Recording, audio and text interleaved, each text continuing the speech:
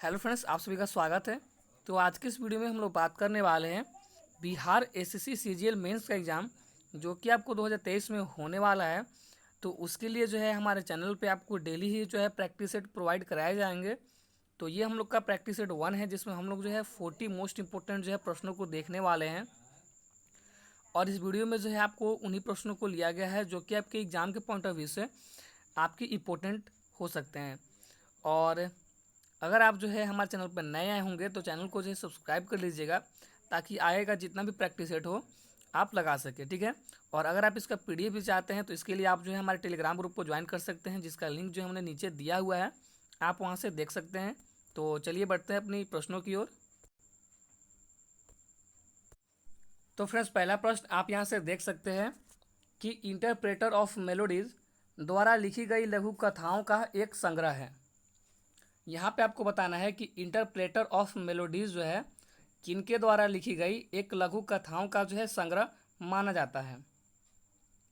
तो यहाँ पे आपका जो है राइट आंसर हो जाएगा कि झुम्पा लाहिड़ी के द्वारा जो है ये लिखा गया है। चलिए आगे बढ़ते हैं। अगला प्रश्न है हमारा कि यवन राज्य शिलालेख जो है निम्नलिखित में से किस स्थल पर खोजा गया था। तो यहाँ पे आपका जो है राइट आंसर हो जाएगा कि यवन राज्य शिलालेख जो है वो आपके मघेरा स्थल पर जो है खोजा गया था, यानी कि ऑप्शन नंबर डी जो है आपका बिल्कुल ही करेक्ट आंसर हो जाएगा। आगे देख सकते हैं कि भारत में पहला अंग्रेजी समाचार पत्र कौन सा था।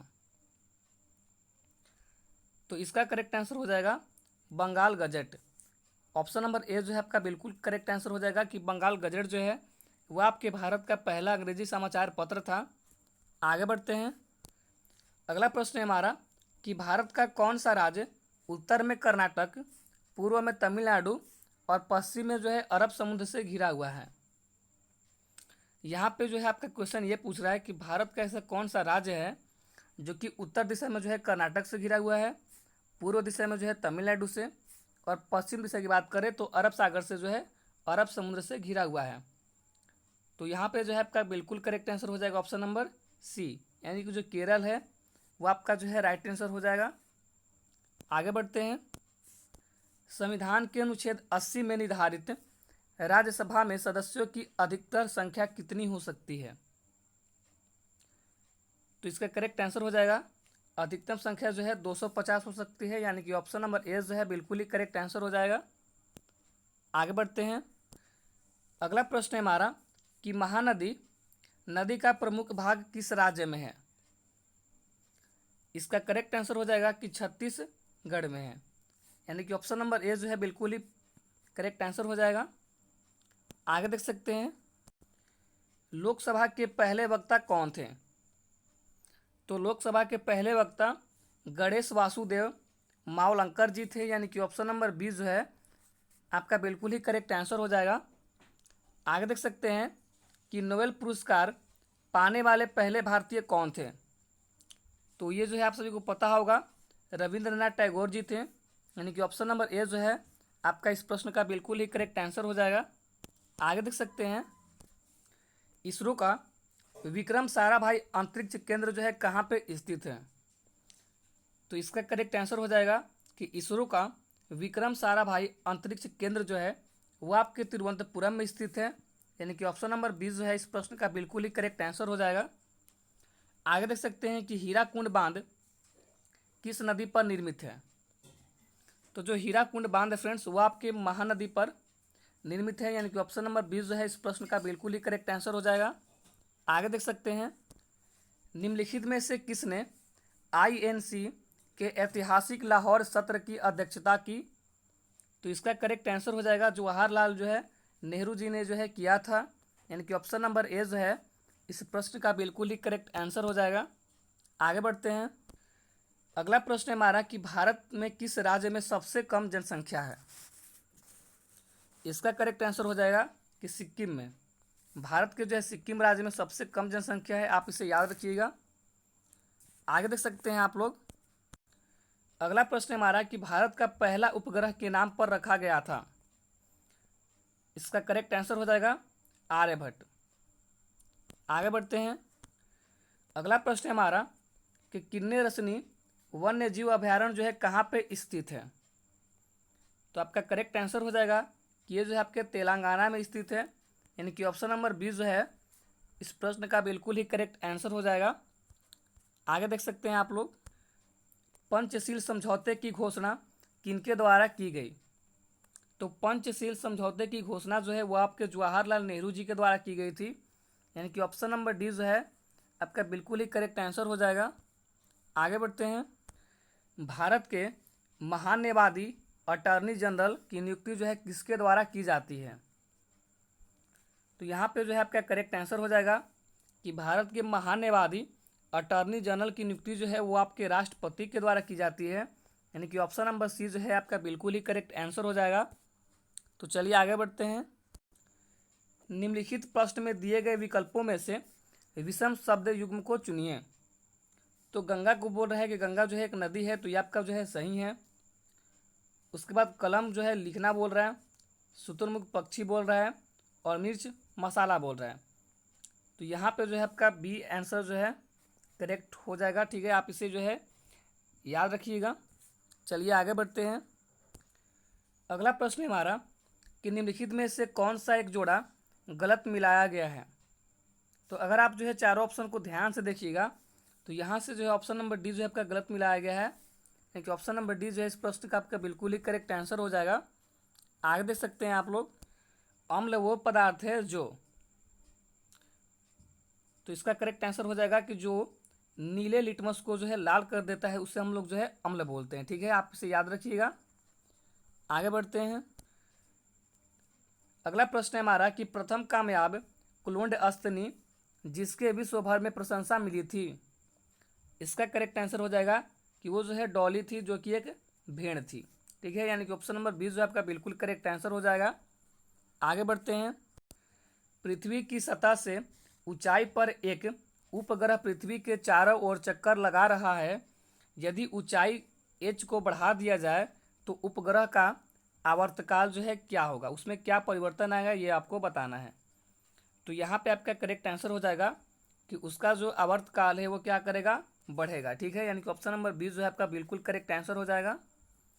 आगे बढ़ते हैं, अगला प्रश्न है हमारा कि श्वेत क्रांति जो है संबंधित है किससे? तो आपको पता होगा ये जो है आपके दुग्ध उत्पादन से जो है श्वेत क्रांति संबंधित है। आगे देख सकते हैं कि दूरदृष्टि को दूर करने के लिए उपयोग में लाते हैं कौन से लेंस को, आपको जो है बताना है। तो ये जो है आपके उत्तल लेंस को जो है हम लोग उपयोग में लाते हैं, यानी कि ऑप्शन नंबर ए जो है आपका बिल्कुल करेक्ट आंसर हो जाएगा। आगे बढ़ते हैं, निम्नलिखित तत्वों के समूह की विशेष विशेषताएं हैं। तो चलिए सबसे पहले जो हम लोग पढ़ लेते हैं इसे। पहला विशेषता बोल रहा है कि ये सभी तत्व जो है धातु होते हैं। दूसरा कह रहे हैं कि ये सभी तत्व हाइड्रोजन गैस बनने के लिए पानी के साथ जो है प्रतिक्रिया करते हैं। तीसरा कह रहे हैं कि इन सभी तत्वों का संयोजकता एक होता है। ठीक है, तो यहाँ से जो है आपको चार ऑप्शन से बताना है कि ये जो है किसकी विशेषताएं हैं। तो यहाँ पे आपका करेक्ट आंसर हो जाएगा कि ये जो है आपके अल्कली धातु मेटल जो है इस समूह के जितने भी आपके धातु आएंगे वो सभी धातु के जो है ये विशेषताएं होती हैं। तो यहाँ पे ऑप्शन नंबर बी जो है आपका बिल्कुल करेक्ट आंसर हो जाएगा। चलिए आगे बढ़ते हैं, ध्वनि में डॉपलर का प्रभाव जो है उत्पन्न होता है जबकि स्रोत तथा स्रोत क्या रहते हैं, तो वो आपके जो है अपेक्षित गति में है। ठीक है, यानी कि ऑप्शन नंबर सी जो है इस प्रश्न का बिल्कुल करेक्ट आंसर हो जाएगा। चलिए आगे बढ़ते हैं, अगला प्रश्न है हमारा कि निम्न में से कौन सा पादप हार्मोन पौधे की वृद्धि रोकता है?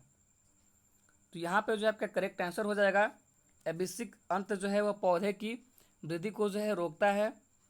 आगे देख सकते हैं कि 1s2 2s2 2p6 3s2 electronic विन्यास वाला तत्व होगा। तो इसका करेक्ट आंसर हो जाएगा ये जो है आपका एक प्रकार का धातु होगा। ठीक है, यानी कि ऑप्शन नंबर ए जो है आपका बिल्कुल ही करेक्ट आंसर हो जाएगा। आगे देख सकते हैं आप लोग, प्रजातियों में जीवित रहने का लाभ प्रदान कर सकता अथवा केवल अनुवांशिक क्रम में योगदान प्रदान कर सकता है। तो यहाँ पे आपका करेक्ट आंसर हो जाएगा कि परिवर्तन, यानी कि ऑप्शन नंबर बी जो है आपका बिल्कुल करेक्ट आंसर हो जाएगा। आगे देख सकते हैं कि CH2 double bond CH single bond CH double bond CH2 में कितने जो है सिग्मा बंद हैं, ठीक है, कितने सिग्मा बॉन्ड है ये आपको बताना है, ठीक है। तो यहाँ पे आपका करेक्ट आंसर हो जाएगा कि इसमें जो है आपके 9 सिग्मा बॉन्ड है, यानी कि ऑप्शन नंबर सी जो है आपका बिल्कुल करेक्ट आंसर हो जाएगा। आप इसे याद रखिएगा। चलिए आगे बढ़ते हैं। अगला प्रश्न है हमारा कि सूर्य की ऊर्जा का स्रोत है। तो यहाँ पे आपका करेक्ट आंसर हो जाएगा कि नाभिकीय संलयन अभिक्रिया जो है वो आपके सूर्य की ऊर्जा का स्रोत होता है, यानी कि ऑप्शन नंबर सी जो है आपका बिल्कुल करेक्ट आंसर हो जाएगा। आगे देख सकते हैं कि निम्नलिखित में से कौन सी मिश्र धातु 4 घटकों से बनी होती है। तो यहाँ पे आपका करेक्ट आंसर हो जाएगा कि जो नाइक्रोम है वो आपके 4 घटकों से बनी होती है, यानी कि ऑप्शन नंबर सी जो है आपका बिल्कुल करेक्ट आंसर हो जाएगा। आगे बढ़ते हैं। तो फ्रेंड्स अगला प्रश्न हमारा ये कह रहा है कि अविश्वास प्रस्ताव के संदर्भ में निम्न में से कौन सा कथन सही है।